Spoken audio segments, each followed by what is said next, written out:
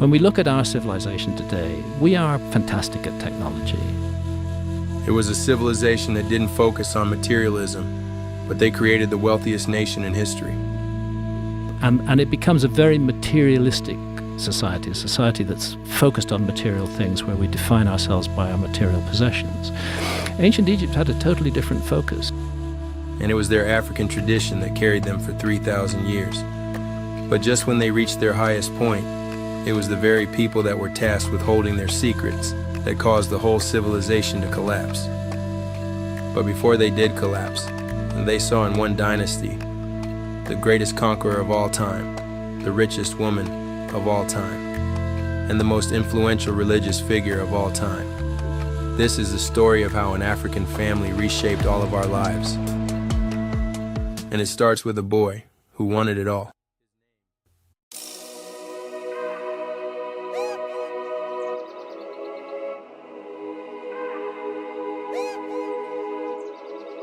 It's Big B, the prolific producer.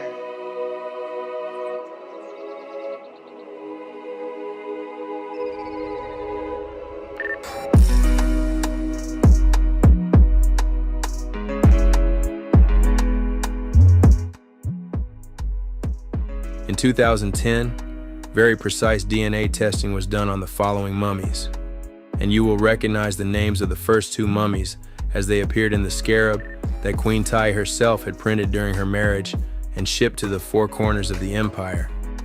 Thuya being her mother and Yuya being her father. And what do we notice?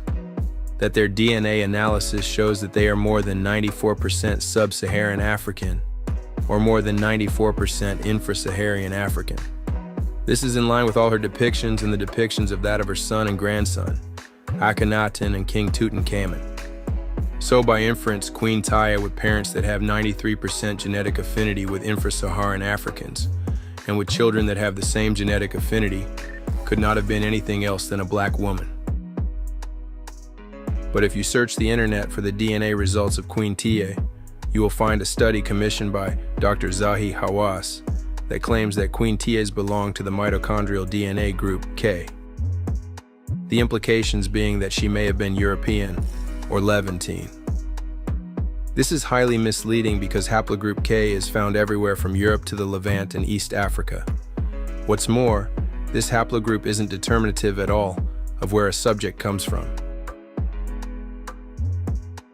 With almost every large empire in history, when it becomes too large and extends itself too quickly, it is often followed by a spectacular collapse.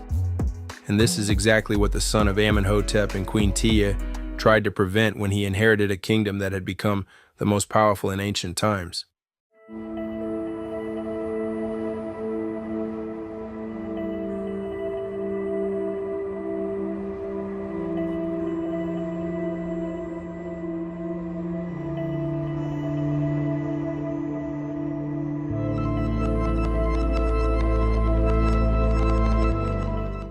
Many call him the heretic, and that is probably accurate.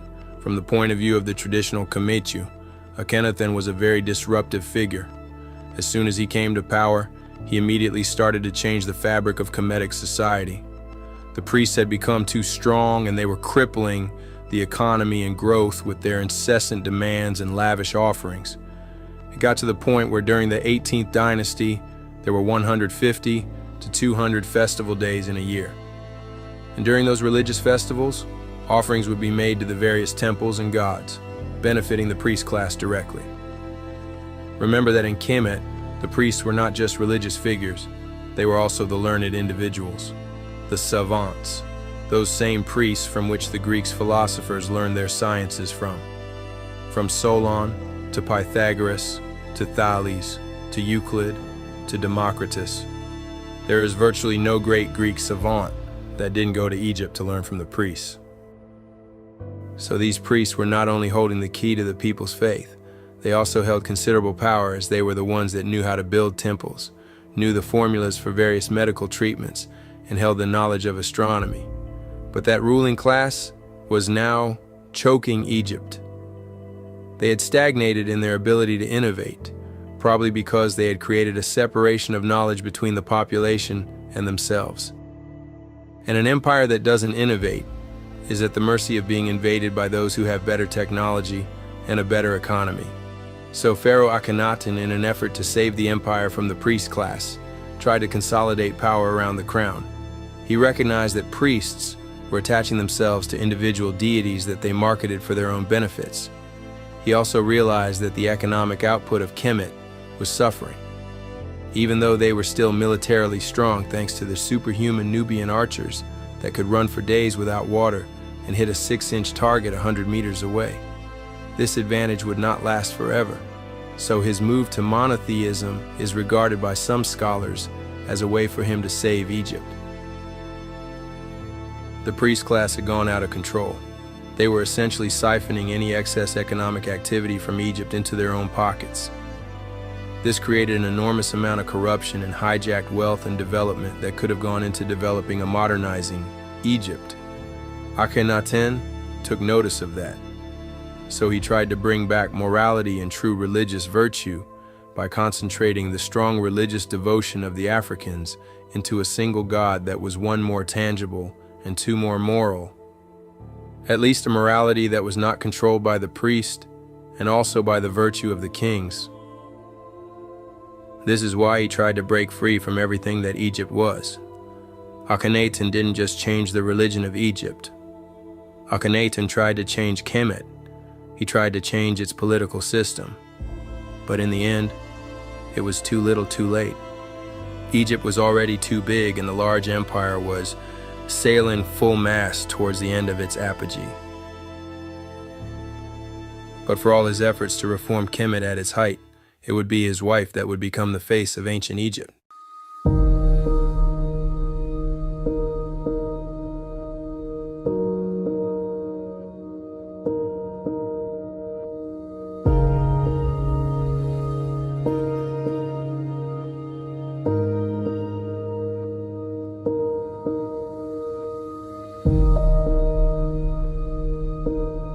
It is a bit ironic that the most recognizable artifact of ancient Egypt is a proven fake. It has already been shown that Ludwig Borchardt, the archaeologist who claimed to have discovered it, used a picture of his young wife to model the Nefertiti bust that we have all become accustomed to. Nefertiti was even more beautiful. After her husband's death, some scholars believe that Nefertiti ruled briefly as the female pharaoh, known by the throne name Neferneferuaten, and before the ascension of Tutankhamun, although this identification is a matter of ongoing debate. If Nefertiti did rule as pharaoh, her reign was marked by the fall of Amarna and relocation of the capital back to the traditional city of Thebes. In this statue of Nefertiti and her husband, King Akhenaten, the true likeness of the couple can be seen. In this other wall painting, you can see her offering flowers to Akhenaten. This show of affection, hardly appropriate for the occasion, is a complete departure from traditional ancient Egyptian wall relief, but you can still make out her generous lips, her dolichocephaly, almond-shaped eyes, flat nose, and long limbs. There is a very rare carving of the face of a queen, almost certainly that of Nefertiti. This red granite little-known piece has its flat nose completely eroded and destroyed. There is another also, lesser-known depiction of her where the features are generous, where the features are more complete, and these seldom shown pieces align more with the wall painting from before. But in all this, I am beyond fascinated by the artisan's skills from the Amarna period. They were able to blend traditional Egyptian artistic convention with realism and flair. Although we don't see the same level of ungodly symmetry that we see with Ramses II's statues, it is clear that the artists were not focused on mathematical precision here.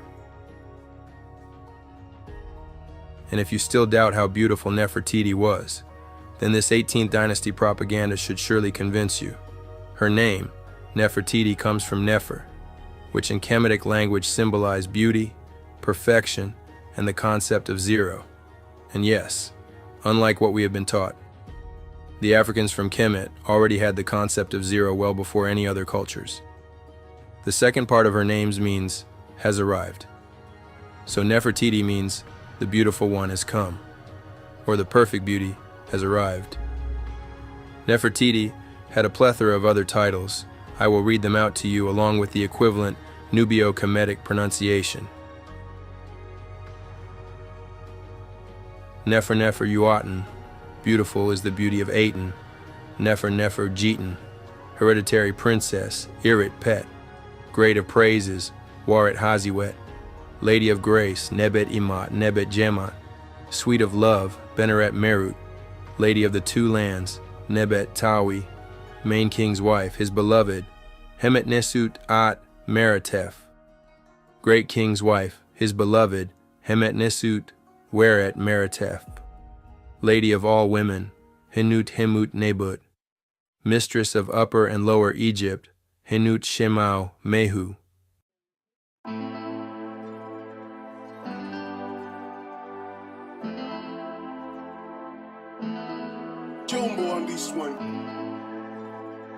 One of the two female mummies found in the royal cache KV-21 has been suggested as the body of Nefertiti.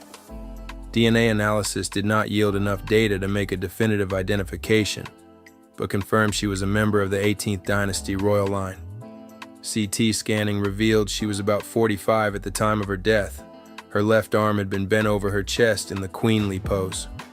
The possible identification is based on her association with the mummy tentatively identified as Akhenaten. It is suggested that just as a mother and daughter, Tia and the younger lady, were found lying together in KV-35, the same was true of these mummies. We do, however, have the DNA analysis of her son, King Tutankhamun, and we will see that in the next section. But I have a quiz for you.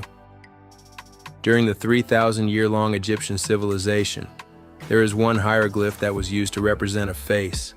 Tap on the right answer on the screen, or write your answer in the comment.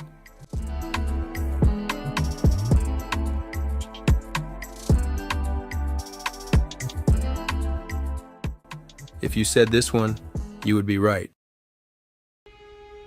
A millennia and a half after the 18th dynasty had ended, a Greek historian wrote the following: "The Egyptians, graced by the gods themselves, have forged an eternal legacy through their monumental edifices and just laws. Their wisdom and strength have conferred upon them a power that defies the limits of mortal time. His name was Diodorus Siculus." The pillars of history sing the wisdom that will build our tomorrow. And these were the pillar figures that set in motion what begat modernism. In the mid-19th century, when the marriage scarab of Amenhotep III and Queen Tia was discovered, archaeologists didn't just discover one instance of it. They discovered hundreds spread out over a region that was unexpected.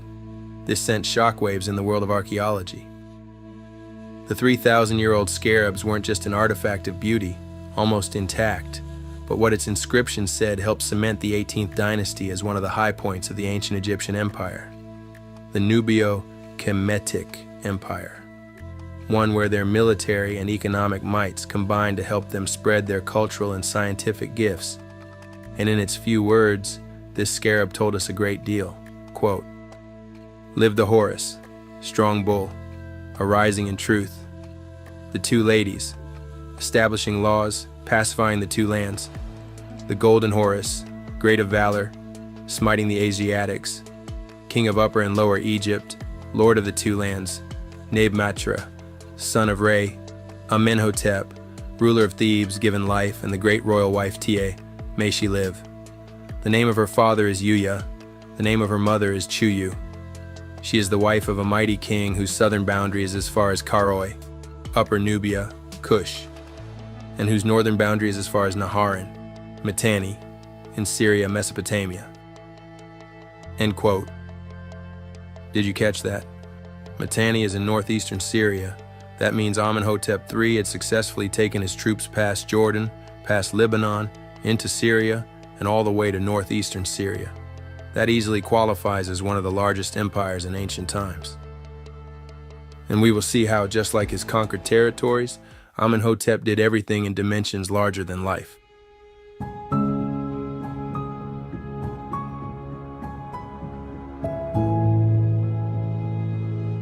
In the Egyptian Museum in Berlin, There is a large head statue that was discovered in the workshop of the royal sculptor in the Amarna period. It is thought to be the head of Amenhotep III.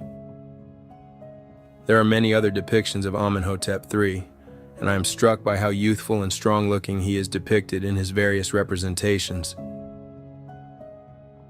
But this recently discovered statue of the king is more telling of his likeness.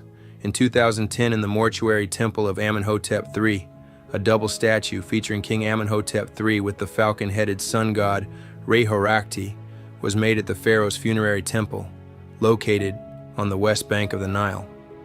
The craftsmanship on this hardest of stone is exquisite and speaks to the immense power and wealth that he commanded. And this wealth and power was put in full display in one of the largest temples ever built by man, a temple that unfortunately didn't survive the elements. The temple faced to the east, most likely due to the sun rising in the east, since Amenhotep III revered the sun god Amun. The colossi of Memnon can be found at the front of the mortuary temple. As one enters, the long hypostyle hall leads to the peristyle sun court, and the whole area is surrounded by 3 pylons, also known as gates. The sun court is divided into the north and south halves and consists of statues of Amenhotep III and the gods. The north side had brown quartzite statues from Lower Egypt, while the south side had red granite statues from Aswan in Upper Egypt. The temple complex was enormous. It measured 328 feet, 100 meters, wide by 1,968 feet, 600 meters, in length, which is longer than 5 American football fields placed end to end. There's also a 3D reconstruction of the inside of the temple by Paul Francois and Frank Monnier. I think this is how ancient Egyptian art is supposed to be seen. When you see it with the wall reliefs and the gold-plated furniture and pylons, it projects an image of power and perfection. When the mummy of Amenhotep III was discovered as part of the massive royal cache in Thebes, Luxor, in 1881, scientists had to wait until 2010 to get authorization to perform DNA studies. And what they found was surprising. It showed that Amenhotep III's antecedent was closely related to the Central, Southern, and Western Africans.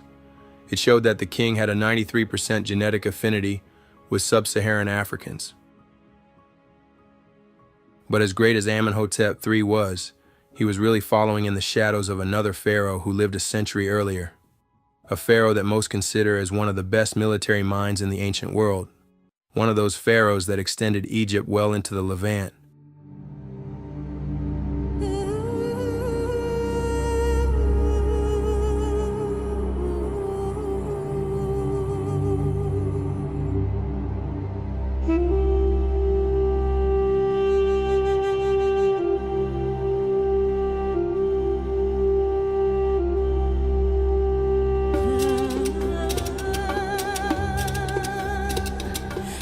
This is the Without History channel.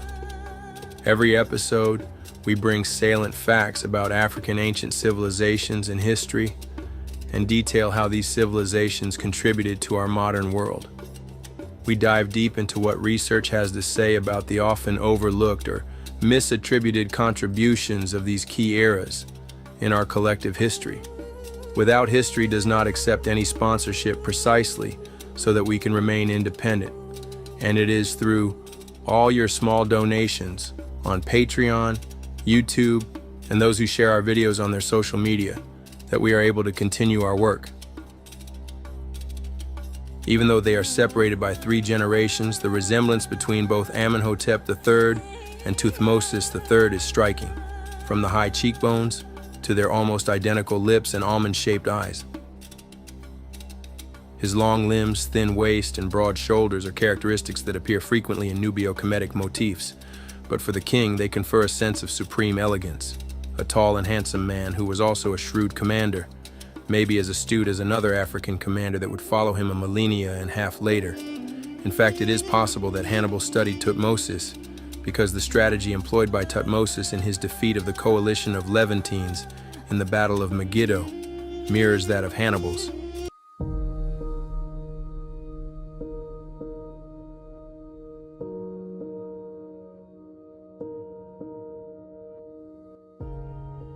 So Thutmose III followed Hatshepsut the queen pharaoh, who made Egypt so rich that she went on a temple-building spree.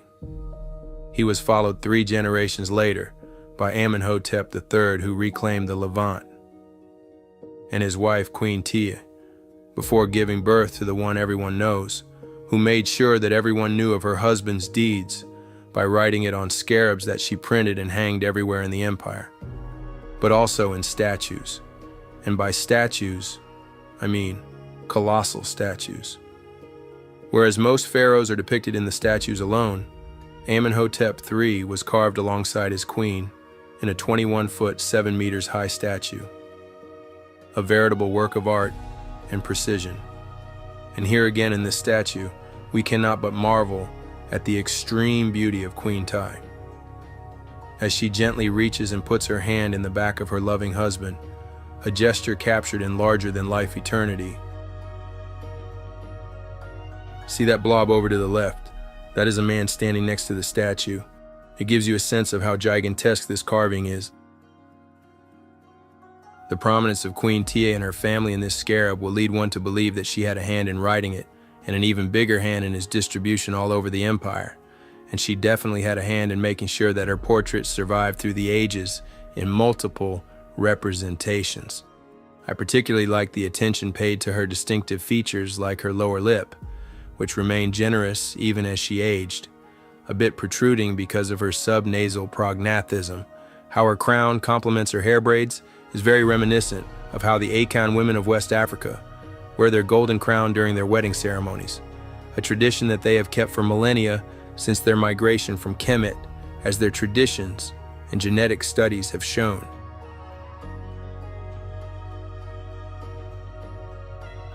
And if you hadn't been convinced by her vanity yet, then this exaggerated and prominent royal diadem, reminiscent of both a crown and symbol worn by Egyptian gods on their heads, should win you over. We can be sure that the instructions to the royal artists were precise, and certainly came from her. We can really see how beautiful of a young lady Queen Tai was in her young age, a beauty fitting of her son that she brought to the world, one of the most famous pharaohs, and certainly one of the most handsome pharaohs of all time. It is fitting that Thutmose chose the god Osiris to accompany him in eternity. In his mortuary temple in Memphis, after having conquered the known world, Thutmose drew a larger-than-life depiction of his young self, giving thanks to the one God that gave him the strength and inspiration to overcome all other nations, and the God he chose to honor, Osiris. The same Osiris, whose statue was carved in the early days of Egypt during the pyramid building phase in this lifelike piece. The same god Osiris, who was the first in history to have died and then be brought back to life a few days later. And for thousands of years, his followers would seek the power of an eternal life after death through the miracle performed by Osiris. Of note, his son, the god Horus, has an equally familiar tale, a tale similar to Christ. And when I say Christ, I mean the original appellation of Horus that the ancient wrote with the letters K, R, S, and T. A story far older than 325 AD, when Emperor Constantine had religious entrepreneurs vote on what should or shouldn't be in the Bible during the First Council of Nicaea and the punishment for violating that council's edicts. History tells us that the life of the Egyptian deity, Horus, was plagiarized in establishing the tenets of today's major religions. And aside from being conceived by a virgin birth or a godly insemination, Horus went on to express the same views as stated in the Sermon of the Mount, those of morality and justice. Horus was worshipped by the people of the Nubio-Kemetic civilization for thousands of years just before the birth of the story of he who followed him and had an identical life to his. And this story would be carried to all the lands that Thutmose III and Amenhotep III brought under the tutelage of Kemet.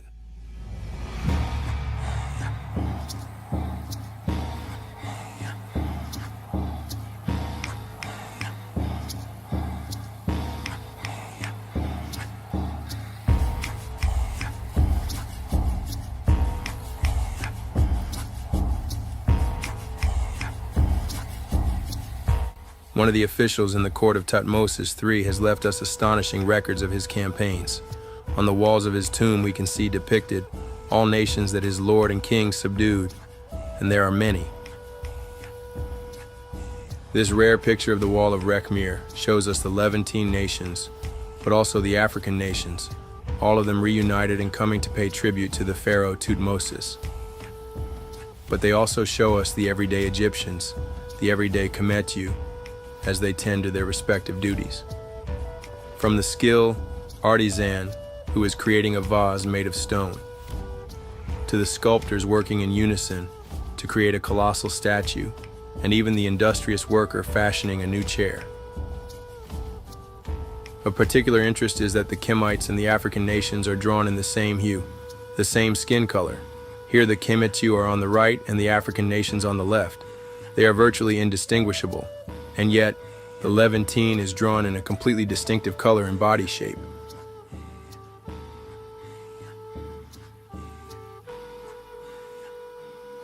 This is not unique, as these representations of the different nations throughout the Egyptian civilization remain consistent.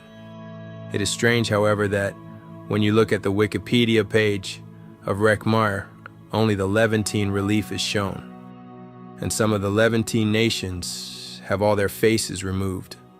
Not even one of the faces survived.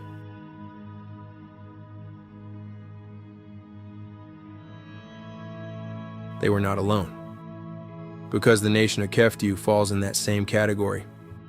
You can see them here having the same complexion as the Kemites and the Africans, but I will let you take a guess as to what that Keftiu nation is, and if you said the Phoenicians, you would be right. Indeed, the Phoenicians are one of the many nations that Tutmosis subdued, and in their time, the Phoenicians, Keftiu, were another nation of Africans. This is corroborated by the Greeks. For those who have seen our documentary on Phoenicia, this isn't surprising. In this last image of the mural of the tomb of Rekhmire, we can see another nation of Asiatics. And what do we notice? We notice that they are a various ethnic mix. And this would make sense, because if some of the Asiatics were pure Arab and the Phoenicians were black as shown, then there would be multiple areas in the region that are composed of a mix of both races, if not more.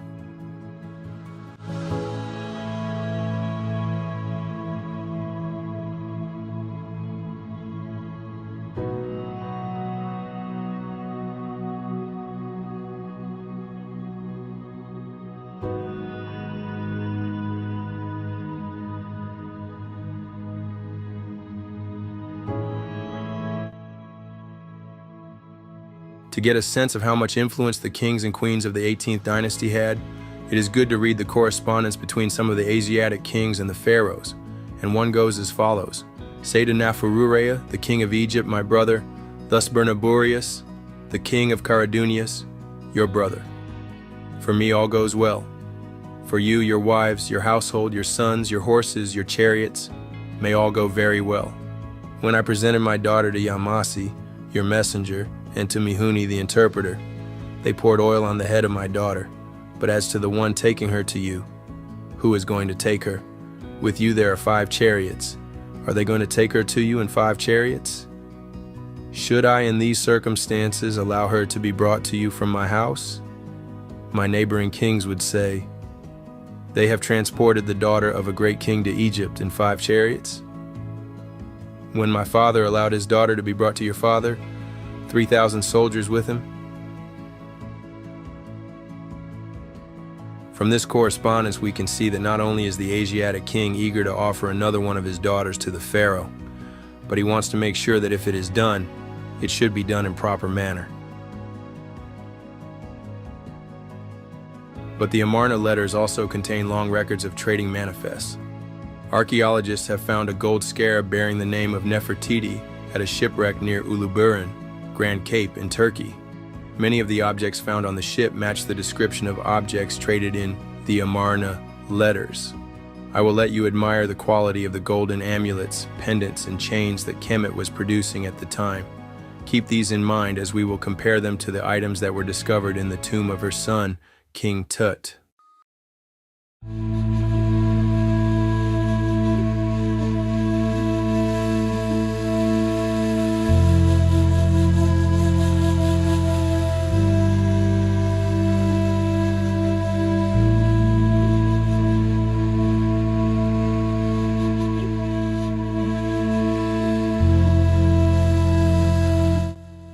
When you look at Queen Tai's mummy, something doesn't seem to fit.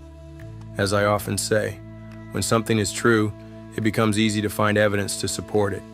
You must be asking yourself, how is it that in all her depictions she is shown her with braided woolly hair, but her mummy has silky, only slightly curly hair? And also, how come the rest of the mummy shows authentic signs of being 3,000 years old, but her hair looks brand new and almost glued onto the scalp? There are a few possibilities. I won't cite them all here, but we know that the Kemetu treated the hair of the deceased with preservatives, and we know those fats and resins changed the hair color, making it reddish. We also know that ancient Egyptian women often straightened their hair. There was a whole hair industry in ancient Egypt for both men and women. Egyptian women loved spending time and money on their hair, and they created various gels for their needs. Rendered animal fats were common ingredients in cosmetic unguents and would have been applied to hair to make it supple, manageable, and provide hold for styles. Several plant-based oils were available and likely used on hair, including castor oil. Known to be cultivated and used, castor oil is excellent for conditioning. Almond oil, valued for cosmetic and likely hair use. Moringa oil, ben oil, used in perfumes and unguents. It's moisturizing. Sesame oil and olive oil, also potentially used. They would top the whole thing with beads and jewelry for those who could afford it. But the hair of the queen can tell us something more. Using a trichometer, one can measure the width of hair strands of an individual. Czech anthropologist Eugene Struhal conducted a study in the 1970s focused on analyzing the hair of pre-dynastic Egyptians. The study found that the hair indices of pre-dynastic Egyptians range from 35 to 65 micrometers. This index is a measure of the cross-sectional diameter of hair strands, which can indicate hair texture. Sub-Saharan African hair, known for its kinky texture, averages around 60 micrometers. European hair averages around 71 micrometers, and East Asian, including Chinese, hair averages around 83 micrometers. Struhal went on to conclude, and I quote, "The outline of the cross-sections of the hairs was flattened, with indices ranging from 35 to 65. These peculiarities also show the Negroid inference among the Badarians, pre-dynastic Egyptians." End quote. But he wasn't alone. In yet another study, hair samples of mummies from the 18th to the 25th dynasty produced an average index of 51, which means their hair was very kinky. Regardless, we know what Queen Tia's hair looked like when she was alive, not just from the multiple surviving depictions of her, but also from her DNA that we will see in this next section.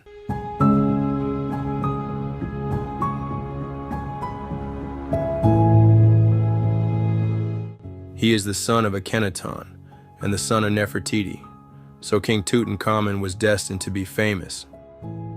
But as if this wasn't enough, he happens to be one of the only pharaoh whose tomb was discovered completely intact, with all its content.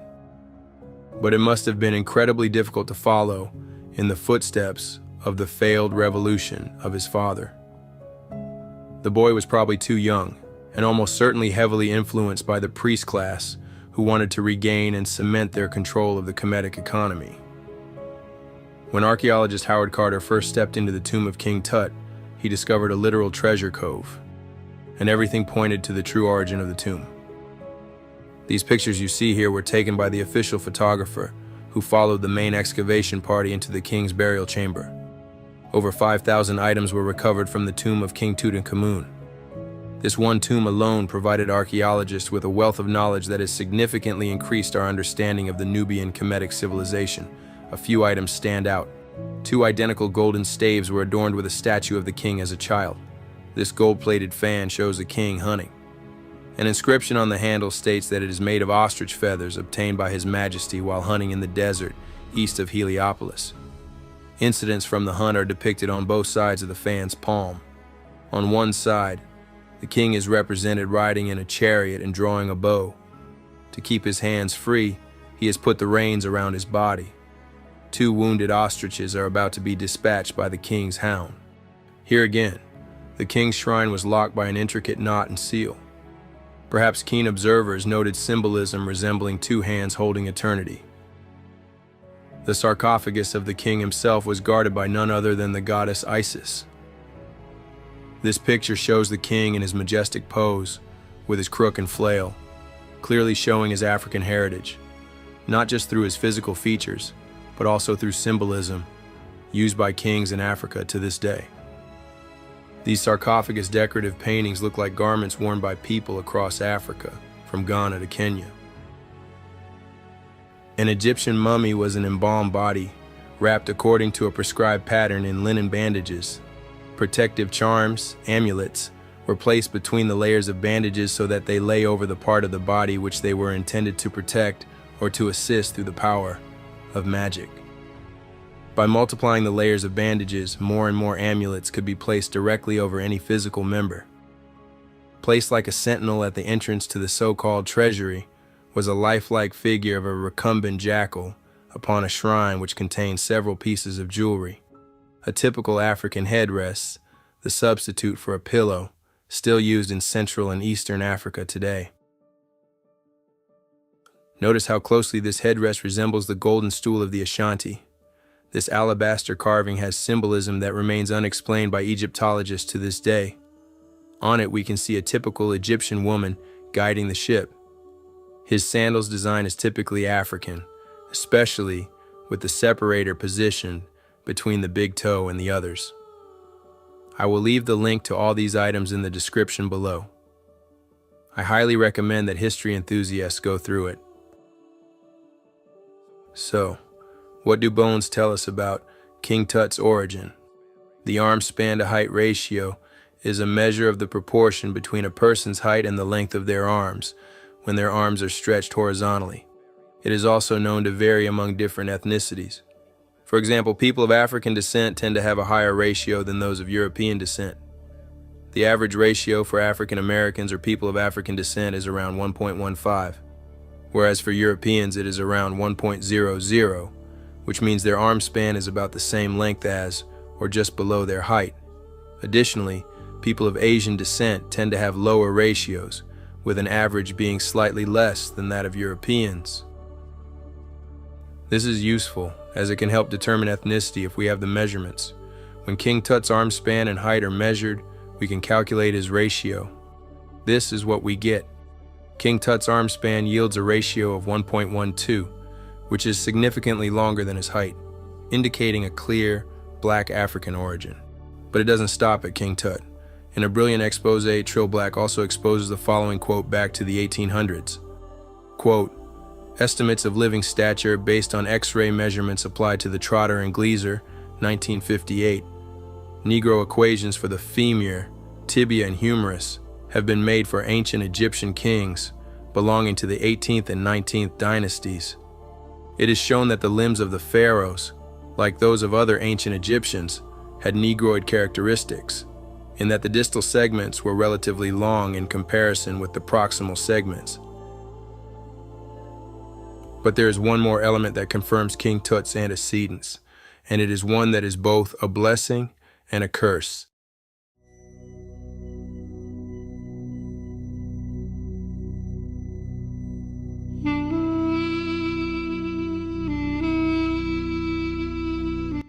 In 2010, when DNA and pathological studies were done on the mummy of King Tut, they discovered that he had sickle cell disease. Now this is very interesting because sickle cell disease, SCD, is a group of inherited red blood cell disorders. People with SCD have abnormal hemoglobin, one called hemoglobin S or sickle hemoglobin, in their red blood cells.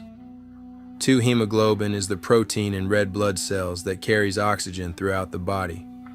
Normal red blood cells are round, flexible discs that move easily through blood vessels. In SCD, under certain conditions, like low oxygen levels, dehydration, or stress, the abnormal hemoglobin S causes red blood cells to become stiff, sticky, and change shape into a crescent or sickle form. This change in shape in the red blood cell provides great immunity against deadly forms of malaria, but also causes serious health issues for individuals that carry 2 copies of the gene. Whereas 1 in 58,000 Caucasians carry SCD or SCT, about 1 in 10 African Americans have it. And this is due to their African antecedents. And it is not just sickle cell. That shows that King Tut was a black African. His Y DNA analysis has been shown to be E, 1B, 1A, or M2, just like the majority of ancient Egyptians throughout the 3,000-year duration of the empire.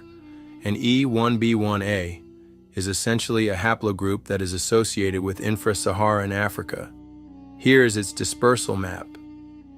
And if you are wondering, why is there E1B1A in America? That is because almost all African Americans carry the E1B1A gene. But when a complete genetic analysis was done of King Tut, it showed that his DNA had over 94% affinity with black Africans. There is debate as to how King Tut died. Recent research seems to suggest that he died from complications of sickle cell disease. This would make sense given the multiple depictions of him with a cane, indicating that he had consistent ailment during his life. Evidence of bone deformity consistent with the disease was also found on the king's remains. Clearly, the frequent Egyptian practice of inbreeding to keep the royal line pure did not serve the 18th dynasty well. Other evidence points to a more nefarious end. If he was assassinated, it would probably have been by the machinations of the power-hungry Horemheb, a general of the army during the time of Akhenaten who became pharaoh through nebulous circumstances. Probably a mercenary who rose quickly through the ranks. He is not of noble blood. Upon his ascension to power, Horemheb immediately destroyed all evidence of the reign of Akhenaten and the other Amarna rulers. In my estimation, Horemheb got rid of the boy king and his successor Ai, and stashed his body and all that was remotely linked to Amarna in his tomb. He would have been more than happy to do so, as it was more important for him to regain the trust of the polytheistic priest who wanted Kemet to return to the old days before Akhenaten, when they could demand wealth and favors in their 200 days per year festivals. This would explain why in the tomb of King Tut, so many items from his father were present, including the golden chair. It would also explain why the tomb was never found until the 19th century, because Horemheb probably killed anyone that was involved in the burial of the king and the disposal of everything that was linked to the Amarna period, which he dumped in the tomb of the boy king. Upon his ascension to power, Horemheb immediately destroyed all evidence of the reign of Akhenaten and the other Amarna rulers. In my estimation, Horemheb got rid of the boy king and his successor Ai, and stashed his body and all that was remotely linked to Amarna in his tomb. He would have been more than happy to do so, as it was more important for him to regain the trust of the polytheistic priest who wanted Kemet to return to the old days before Akhenaten, when they could demand wealth and favors in their 200 days per year festivals. This would explain why in the tomb of King Tut, so many items from his father were present, including the golden chair. It would also explain why the tomb was never found until the 19th century, because Horemheb probably killed anyone that was involved in the burial of the king and the disposal of everything that was linked to the Amarna period, which he dumped in the tomb of the boy king.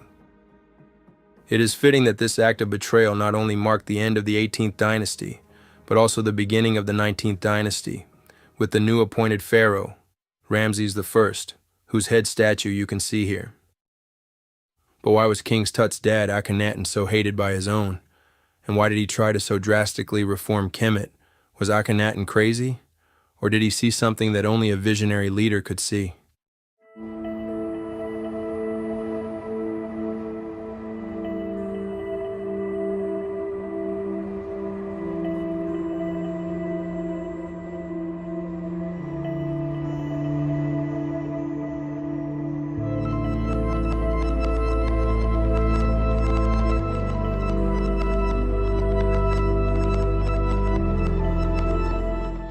When you read the writings of Akhenaten, you quickly realize that almost all religious texts of the region are a derivative of his writings. Aten was one of the first concepts of God to be presented as a symbol, without a human or animal form. According to some scholars, Aten was not the sun, but rather the sun is the symbol of Aten. Akhenaten figured that all of mankind and all living things are governed by the sun, making it a perfect symbol for God, because the sun is not connected to any specific people, culture, or land. In other words, the sun was the Kaaba of the religion of Akhenaten. Aten is truly the forerunner of the concept of the one God, and this was a genius move. Because if it had worked, it would have extended the cultural influence of Kemet and made Kemet religion more easy to accept by those foreign lands which his father had just conquered. It would have made them willing participants into the Egyptian way of life, and thus the Egyptian economy. Because Kemetism wouldn't have just celebrated gods of black origin, but would have welcomed everyone. It would have created an empire not based on geography and ethnicity, but one based on belief. In some way he succeeded, but his success did not come at the right time. It arrived a few hundred years later, when those who would eventually call themselves the Jews fled Egypt and carried his message in the Levant away from those corrupt blind priests. And through their long march through the Sinai desert, they modified the hymn that Akhenaten had written to the sun god Aten, and kept some of the 42 laws of Ma'at, the traditional 42 laws of balance. They selected 10 of those to become the 10 Commandments, even down to the symbolism of the head crown of Akhenaten, preserved in priests' accoutrement till today. You can still hear the echoes of the hymn to Aten in the prayers of many of today's religions.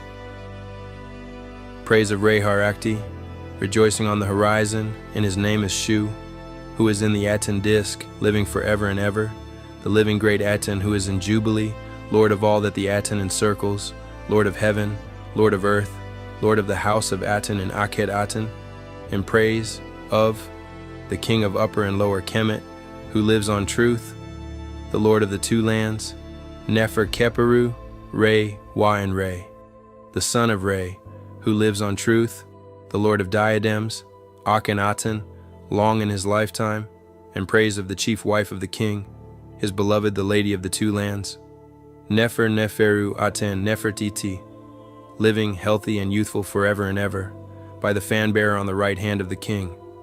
I. Akhenaten took great care in giving his beloved wife a lot of credit, an enormous amount, in fact. The love that Akhenaten showed his wife throughout all his life was remarkable. She was proclaimed in sacred texts. She was also depicted in multiple murals and statues. Her lovely, long, and dark braids were a feature that appeared repeatedly in all her reliefs. Her generous lips were always accurately portrayed. In fact, we know King Tutankhamun had the following genetic profile. This means that by count of relatable genetic material, he has a combined 3,200 count of sub-Saharan or infra-Saharan African genes. By comparison, his combined relatedness to North African, Levantine, or European genes is in the single digits.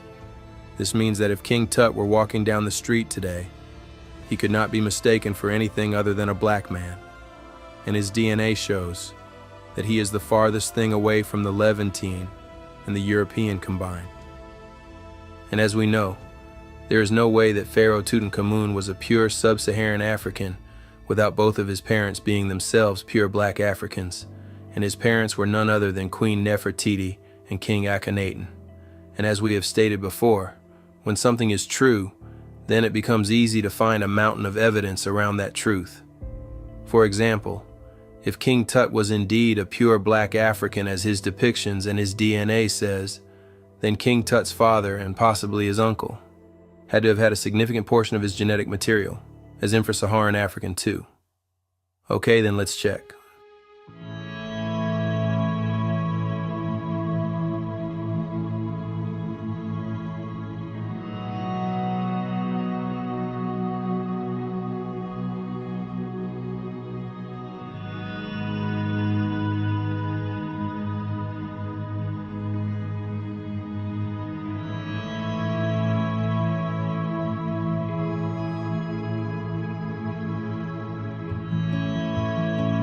KV 55 is a tomb in the Valley of the Kings in Egypt.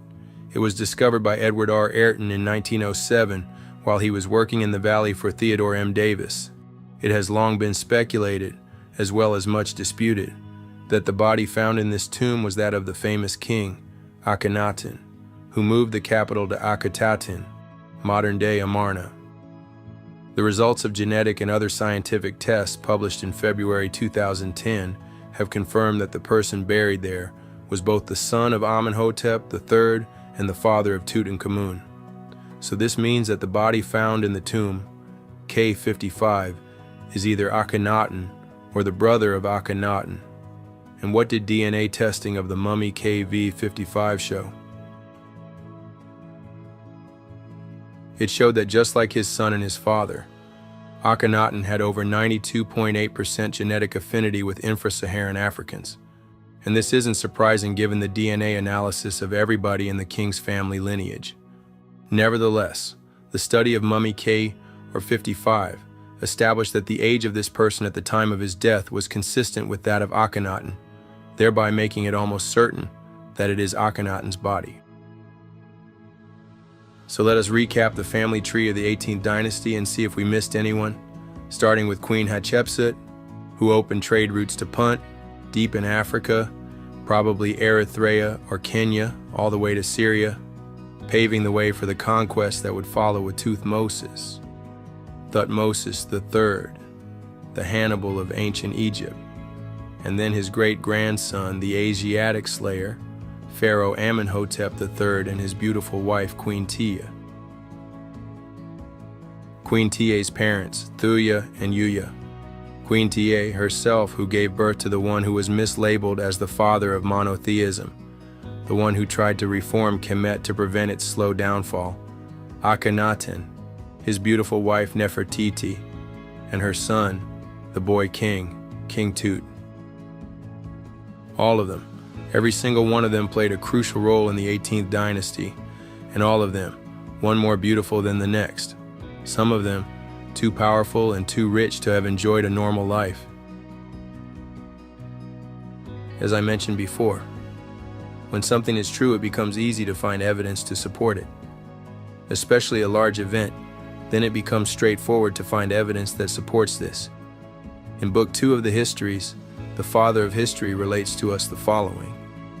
Quote, "This king, Sesostris, also, they said, made a division of the soil of Egypt among the inhabitants. If the river carried away any portion of a man's lot, the king sent persons to examine and determine by measurement the exact extent of the loss. From this practice, I think, geometry first came to be known in Egypt, whence it passed into Greece." End quote. Plutarch has pointed out that Alexander III of Macedon learned his integrationist ideology from Kemet. We are told also that he, Alexander, listened to the teachings of Salmon the philosopher in Egypt and accepted most readily this utterance of his, namely, that all mankind are under the kingship of God, since in every case that which gets the mastery and rules is divine.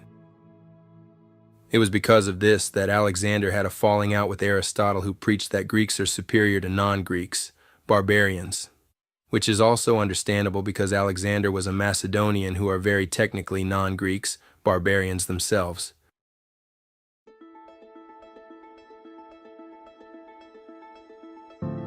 Before I leave you, I would like to address a gentle plea to the Egyptian authorities, especially to those who oversee the Egyptian Antiquities Department. For all those who have the capacity to see and the capacity to read, it is clear from the abundance of evidence that ancient Egypt was black.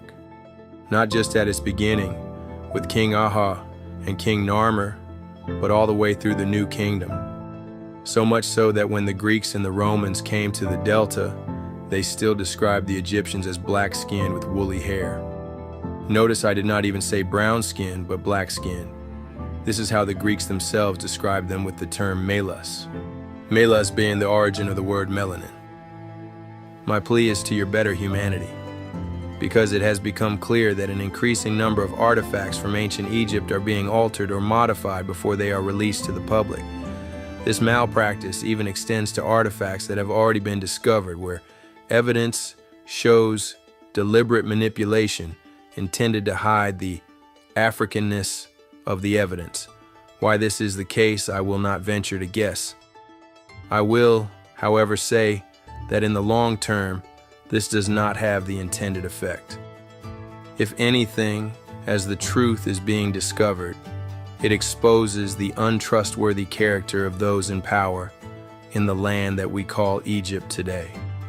Furthermore, in doing so, the same figures of authority are overlooking a significant opportunity, one where instead of seeing the Black African heritage as less than that of the Arab world, they could use this history to demonstrate the truth of this joint humanity, just as Akhenaten tried to establish.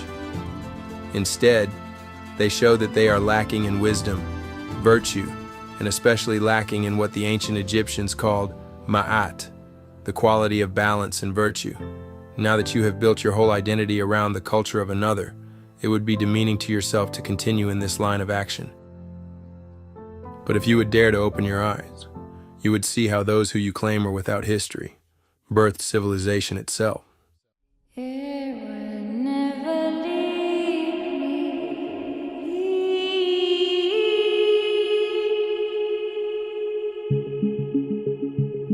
It is fitting that in this age of identity crisis and misinformation, that the stories from 3,500 years ago are here to remind us all that in its height, ancient Egypt tried to reform itself into a society that was more accepting of all people.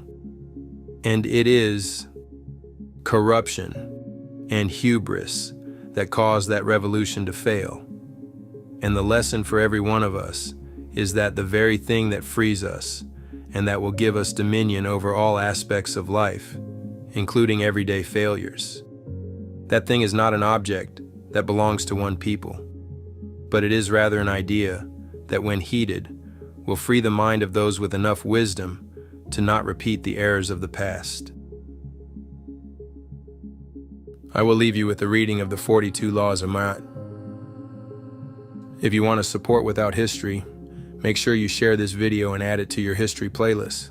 If you can spare the equivalent of a cup of coffee every month to support my work, I would be immensely grateful if you could join our Patreon or YouTube membership. Honor virtue. I benefit with gratitude. I am peaceful. I respect the property of others. I affirm that all life is sacred. I give offerings that are genuine. I live in truth. I regard all altars with respect. I speak with sincerity. I consume only my fair share. I offer words of good intent. I relate in peace. I honor animals with reverence. I can be trusted. I care for the earth. I keep my own counsel. I speak positively of others. I remain in balance with my emotions. I am trustful in my relationships. I hold purity in high esteem. I spread joy. I do the best I can. I communicate with compassion. I listen to opposing opinions. I create harmony. I invoke laughter. I'm open to love in various forms. I'm forgiving. I'm kind. I act respectfully of others. I'm accepting. I follow my inner guidance. I converse with awareness. I do good. I give blessings. I keep the waters pure. I speak with good intent. I praise the goddess and the god. I am humble. I achieve with integrity. I advance through my own abilities. I embrace the all. Special thanks to the debunker, an unending source of knowledge, Trill Black, a channel I have come to love. You must follow him. Camjaverse specializes in scientific research supporting Black history. Dr. Nancy Bird, whose genetic studies are helping revive a significant amount of African and Black history. Huge thank you to all my supporters. You guys are the true heroes.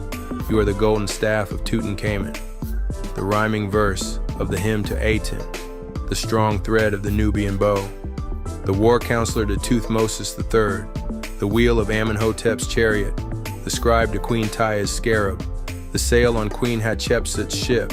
I salute you all.